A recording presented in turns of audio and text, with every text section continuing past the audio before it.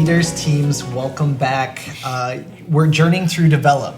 Develop is a massive piece of this process and helping, as we mentioned before, creating that foundation. Now we have this structure and we're overlaying intentional development in what we do from, we've talked about our meetings, we've talked about 101s, we've had leader nights introduced, and then we're talking programmatically, how do we develop our leaders from one layer of leadership to the next. Phil, this is your sweet spot, I think. I believe, I know. We're being developed by you as a team, but you've got some really philosophical perspective on development as a whole. So start us off broad when it comes to development. I know one of the illustrations you used a lot is archaeology versus architect, and this concept of what development could look like from those two vantage points. Yeah, so it's based on this idea that I think many of us believe that development is about installing something or putting something in or in somebody or assigning something in, and it really is a matter of pulling what God has already put in someone out. It's a discovery process. So I think that the idea of an archaeologist is an archaeologist has an innate curiosity and is trying to mine and pull out the gold, if you will, that's in the ground. And it's the artifacts and the different things that would make a thing and explain a thing and make it unique. So when it comes to people, it's like there are things God has placed inside of us that are our inherent talents and our gifts. Yeah. And my job is to find them, understand them, and then that's the archaeology piece of it.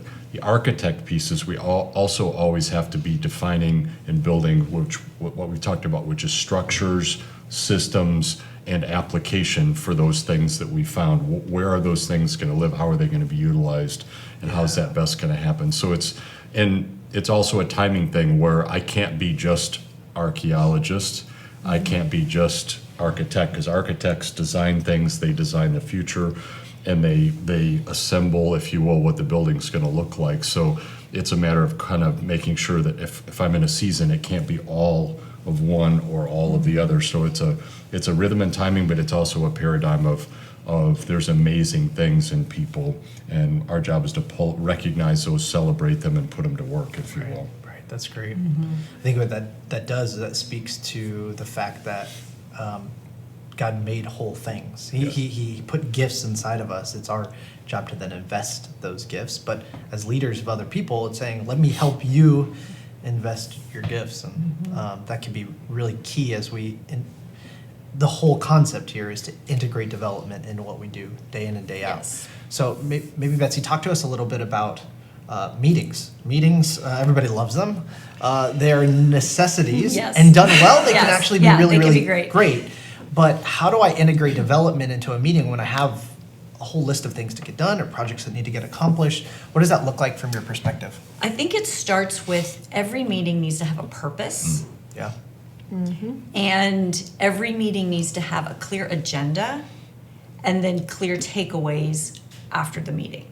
So at its basic, if we think of it that way, whether it's a one-on-one, a group meeting that we would be in, Yeah. or even a very broad meeting with all of your volunteers, as long as you start with those things, then it's not going to just be like, oh, this is awful, we're talking about the same things in every meeting, or Right. we're never making any progress. That's great. That's good. Maybe talk about the most senior leader in the room doesn't always have to be the one leading those meetings. Does that fit? Is that what you've experienced? If it isn't, why would that be a benefit? Yeah, I think the leader does not need to lead not only the meeting, but the problem solving Yes. in the different discussions. I think sometimes when we hold a certain role in an organization, especially as a high level leader, we don't remember the weight of our Yes. words. We don't recognize that, hey, everybody thinks I'm really nice. Everybody loves, we're just talking. I jokingly talked to a senior leader recently. He says, I'm just thinking out loud here. And guess what? Every time he says that, everybody does exactly what he thought out loud, because that's the weight of his role in the room. Yeah. And so we have to be thoughtful about the fact that what we say matters. And when we come out with our idea first, Yes. we have not heard where our leaders are in their thinking, where they could develop in their critical thinking. Phil, you do a great job with us on this because you help people process using questions. So you probably already know a great solution in your mind, but that doesn't help that other person in the room get better. So we need to get the work done, but also we need to use questions to help people see maybe the blind spots in their idea or where something really hasn't been fleshed out as much. And so your role in the room is not just about getting the work done or making sure the agenda got finished and the best idea won, but that everybody became a better thinker, had better perspective on how the organization can succeed, and grew in their own confidence in the way that they consider things. Because especially in a culture where we want to honor our leaders, we don't want to feel like we're disagreeing with what they say. So once they've said something, we're just going to say, excellent, let's do that. Yep, that's great. Do you think that produces an organization that you actually wouldn't want? Like if you were to say, if everybody just did what I asked them to do, I wouldn't want that organization. Right, because right. I don't need minions. I need people that help. It's this concept of collaboration. It's we co-labor. You know, some people would say in a room, best idea wins. And it's like, well, that's actually bringing completed ideas. Best idea built in a room should win, Right, you know, absolutely. because we're working it together. Phil, talk about the difference of development in a group dynamic, maybe in a meeting, and infusing some of that development in a meeting, and then what development might look like in a one-on-one conversation and how you would do those differently, yet you're still trying to grow the organization through individuals. Yeah, I think when you're developing in a group setting, you're both demonstrating and extracting. Chrissy talked about asking great questions, and you're testing and understanding where people are at and trying to challenge them to the next level. I think you can do that, and it's always going to be more heavily principle based, and creating the bedrock, if you will, of what you're working to. And that's more of a little bit more of a dispersion of principles in those processes, but helping people understand. And quite frankly, you can, if done well, you're not going to correct behavior, but you can encourage and talk about like what's happening in the room and what should be happening in the room, and kind of help people understand. I think it's helpful to do that. I think when you scale it down into a one-on-one, for example, that starts to become about, we've talked about the principles and the process. Now we want to get personal and say, how are we going to do that together, and what do I need to do to support you? What do you think that means for you, and how are you going to use that to accelerate the organization? And I think it just brings it down to, that's where we roll up our sleeves and really talk about those things that are custom and important to you in your development. Creating that space in that one-on-one, not just to be about the tasks, and we framed it out with those questions. How are you, and what are you working on? How can I help you? But it's within that that those personal things can really come out. That's great. Betsy, you're a great leader and listener, and so your one-on-ones tend to, even with those that first question, how are you, can oftentimes turn into life comes in, even some work tensions can come in. How do you keep those one-on-ones and those development sessions, or even those work sessions, from turning from work to counseling? And where do you find that balance between personal, relational, productive, but also like, if you're not right, then I think it really takes a lot of discernment on the leader to know their people and to know the person that they're meeting with. That being said, it's not just discernment. I think because there's an agenda and there's some specific things, and you are regularly having one-on-ones. Right. If you're only having a one-on-one every 6 months and you ask how you're doing, you are likely to get this tidal wave of things. But if you're doing it regularly, you're keeping a pulse on things, and you're going to be able to understand that's this big of a thing. Something happened in their life, and we actually do need to pause a little bit of the agenda to talk about that, or set another time to do that. But I think because in the one-on-ones, we want the person to also be knowing what needs to be accomplished, and we want them to be driving. I want the time with my leader because I need their help in some things. I need them to get some barriers out of the way, or I have an idea that the team's come up with that I want to bring back. Right. And so they hopefully will start looking forward to the fact that it's a productive meeting that helps them to go further faster than if they weren't having it. And so if it does come up that there's something that's like, oh, wow, that's kind of a big deal, depending on what's happening overall in the organization and how they're really doing, that's when you can say, hey, let's is it okay with you if we set another time to have that conversation? Right. And we'll focus on this, and then we'll get this, let's set that up right as soon as we can. I think the other thing that helps sometimes, especially as all of us are, you guys are leading as pastors and you're leading in a ministry, if we have different hats that we put on sometimes. And so sometimes I'm your friend because we are all friends doing this together. Yeah. Sometimes I'm your boss and I need to put that hat on. Sometimes I'm your pastor because I'm seeing something that in your life that may be hard or whatever. And clearly defining and helping your team to know we all have to have different hats on. And sometimes I receive things as a friend, I receive things as a person that from my boss or from my pastor. All of that helps to make it not just this mushy, we talk in circles, but we can actually get some stuff done in those one-on-ones. That's great. So I know a lot of the relationship that we've been talking about in terms of development has been from a supervisor to a direct report. But let's flip the script a little bit and let's look at what does this dynamic look like for a leader to be vulnerable, transparent, even get feedback from their direct report in order to lead them well or lead them better in the next season. Yeah, I think you said the right word, which is vulnerability. I think it's the most difficult thing for leaders because we're told from when we're little that the leader's the toughest, strongest, smartest, most prepared, and all those things. And some of those things may or may not be true, but I think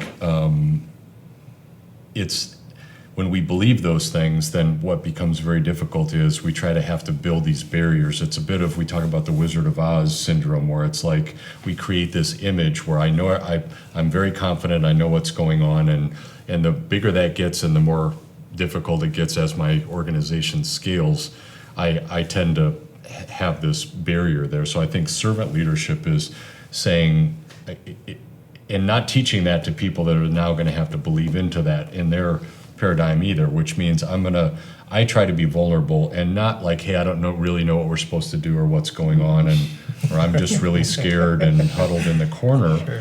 But just to say vulnerability is say, how am I doing? Mm-hmm. And am I, tell me about how I'm leading. What are the things that really that help you thrive, and what are the things that are maybe either regularly or somewhat irregularly part of my leadership that are problematic? What doesn't make you understand clearly or feel good about or be confident in my confidence in you? All those things, and not being afraid of the answers, and not being the hardest thing as leaders is to not immediately try to answer those things, just to listen to them, and then to understand that I've heard 3 times that I don't know if you have confidence in me. Then there may be something that you need to work on with your coach or your counselor to say that's what it is. And I always say, like, you can ask an organization any question, you're going to get the right answer. So it's like if you ask those questions about your leadership, you're going to get that feedback. It's whether you choose to absorb it, believe it, and know it. And I think what it helps us with is, to me, being strong is hearing those things that are not perfect about myself and going, that's great, I want to work on those things. Mm-hmm. And that's the paradigm I want to teach the people that I'm leading. And it's not to bow up and either push somebody away and say that's not the case, or I don't know why you feel that way, or I never did that. I don't know how that's productive, really. So that way I grow, you grow, and I think it helps people that have been raised in organizations that, all you say up is nice things. You never go like, what is that? That doesn't seem like it works very well. Right. So we spent a lot of time in the organization that I was in for a number of years teaching how to give good feedback and how to receive good feedback within your culture. Right. Because each church is going to be different. Each senior pastor or senior leader is going to be different. And so how you want people to give true constructive feedback going up and also to receive it is very important. And if you don't teach people how to do it, it's going to be all over the board, and it can actually do damage when it really what we want it to be helpful. Right. Yeah, these environments are so key for that feedback loop and for the development. I think even as you're talking, it shouldn't be a secret that it's my job as a supervisor to develop you as a direct report. Yeah. And if I embrace that mentality of, hey, as an archaeologist, I'm just brushing things away, to have that vulnerable conversation. Am I brushing a little too hard? Or do I need to, because we talk sometimes of challenger and champion.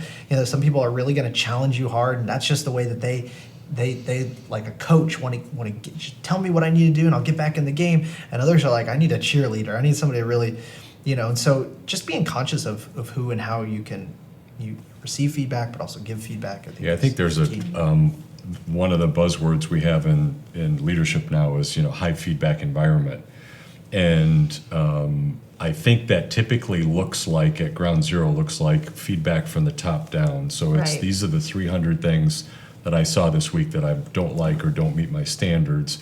That may be a feedback environment. That's, I think, the implication in a good feedback rich environment is that feedback goes up, down, and all around, and that I can accept sitting in a meeting as a senior leader and somebody 4 levels down makes an observation.